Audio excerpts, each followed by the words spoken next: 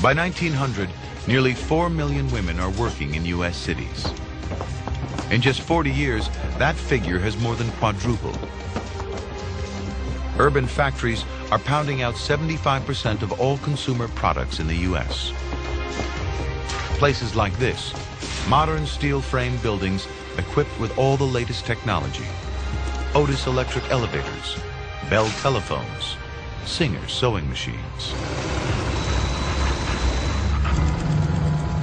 But packing so many people into tall buildings is a disaster waiting to happen.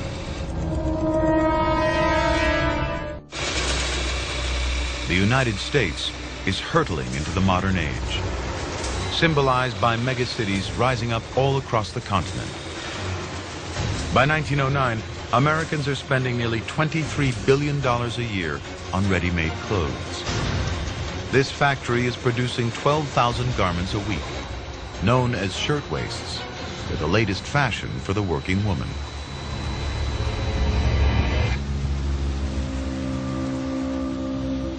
New York City, March 25th, 1911. 4:45 p.m. The Triangle Shirtwaist Factory, 8th floor. 260 girls work here, most of them teenagers.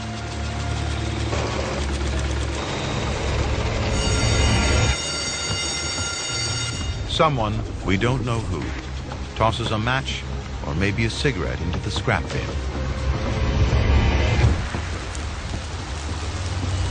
Eva Harris, a seamstress, smells burning.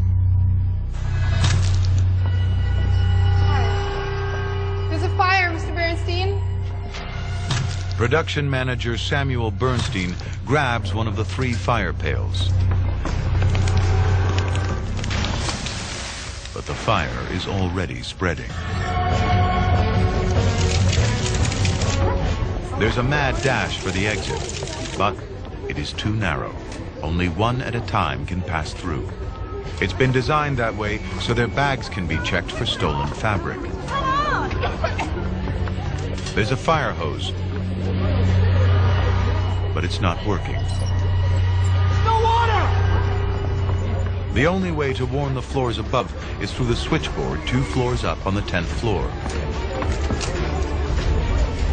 Hello, switchboard. 10th floor. Fire. There's a fire. Put me through to the 9th floor. Oh. She drops the phone and runs to get help. The message never reaches the 9th floor. Samuel Bernstein races up the main stairs to help the 160 workers trapped there. But blocking the front door, there's a barrel of motor oil.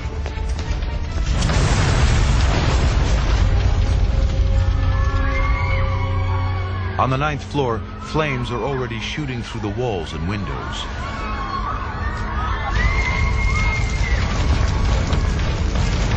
The girls on 9 rush to the fire escape, but it's locked. Only 2 escape routes are left on the 9th floor. The elevator and the metal fire escape. Kate Weiner makes it to the elevator door, but she's lost her sister. Everyone was knocking and crying for the elevator to come up. Suddenly, the elevator came, and the girls rushed in. I was searching for my sister Rose, but I couldn't find her. The flames were coming toward me, and I was being left behind. I felt the elevator was leaving the 9th floor for the last time. She's the last person to get to the last elevator.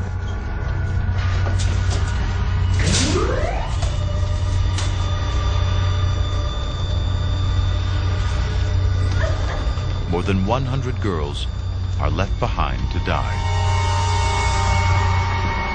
The only escape route left is the metal fire escape, but it collapses. Firemen arrive with the biggest ladder in New York City. But it's 30 feet too short.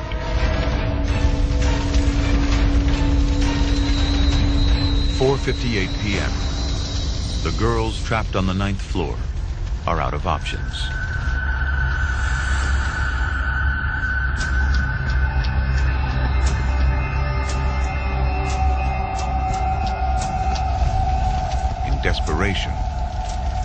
jump. At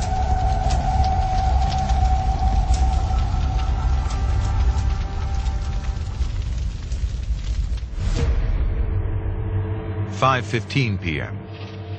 The entire blaze is over in less than half an hour. 146 people die in the Triangle Shirtwaiste factory fire. There's a trial, but the owners walk free. It remains the deadliest workplace disaster in New York City history until September 11th, 2001. But some good does come out of it. This dramatic tragedy sparks a wave of reform, so you begin to get new restrictions and a new conversation about what to do to prevent this kind of tragedy from happening. But it did not stop, of course, that tragedy itself.